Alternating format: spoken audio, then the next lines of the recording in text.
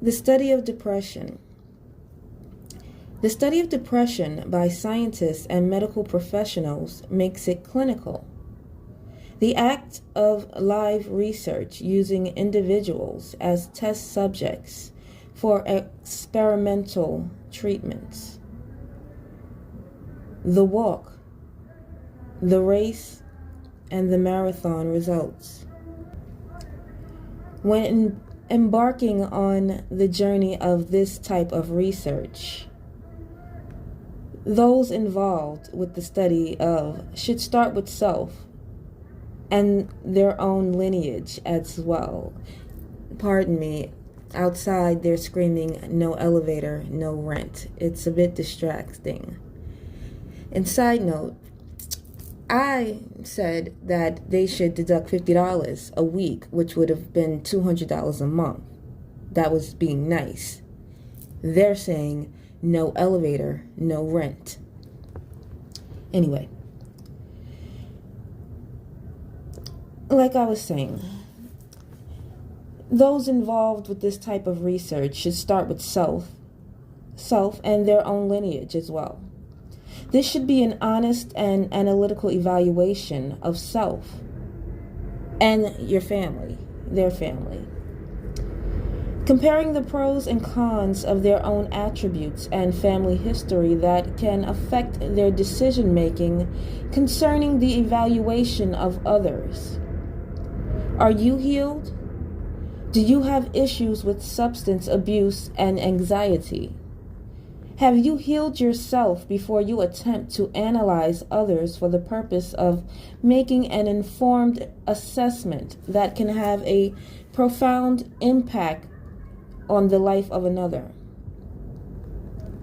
The use of experimental medicine to subdue the energy or the feeling of despair, fear, and anxiety. How would you cope without the use of experimental medicine? Is the use of prescriptions a way to put a band-aid over a wound that needs stitches? A way to exploit and profit without providing a cure for the mental wound that causes emotional dis-ease or disease, and the potential for the physical pain associated with or that can result from. The action of causing more harm than good with intention or with the idea of financial compensation in mind for the long haul. The side effects that cause consequences that you will not have to experience or be subjected to as a bystander. To silence the subconscious that fights to be acknowledged. To deny the presence of energies unable to be diagnosed for a prognosis. The cover-up, the mask you force those afflicted to wear because you cannot decipher the root cause. The clinical trials of these procedures are not the same as the holistic cleanse. The mind, the body, and the soul that requires a natural cleansing.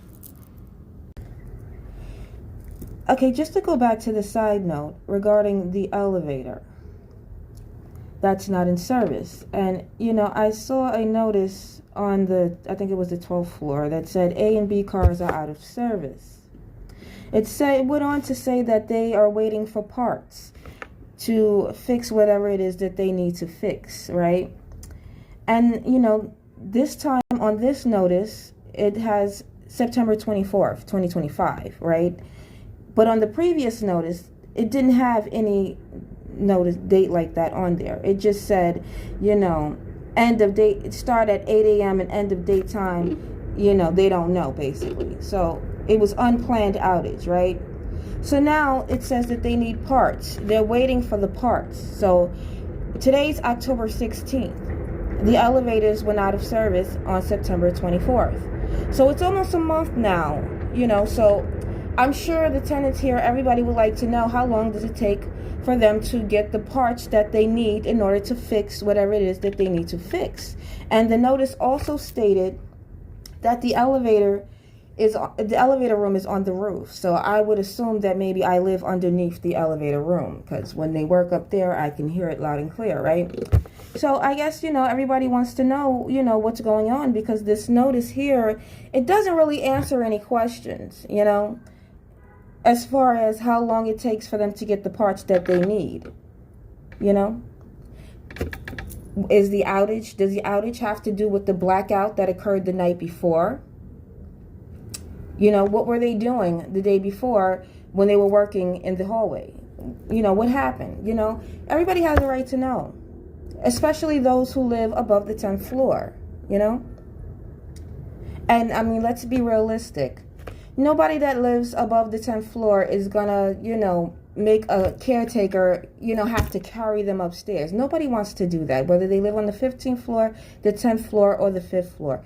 Nobody wants to do that to another person, even if they work here. That's a strain on that person's body, So what's going to happen is people are going to usually just chuck it up there on their own, It's good to have the caretaker there just in case, but I mean, people are going to think about the well-being of the worker who has to bear the brunt of the work, not the people who are, sending them out there to do the work or to be on standby in case the work needs to be done. So I'm sure everybody wants to know, when is this going to happen? How long do they have to wait for the parts? Because, I mean, I think they just put this notice up, that day before yesterday. So, how long does it take for parts to get here in order for them to fix whatever it is they need to fix? Because that's the answer people really want. They want to know how long it takes to get these parts, and then after the parts get here, how long will it take for the workers to fix the problem?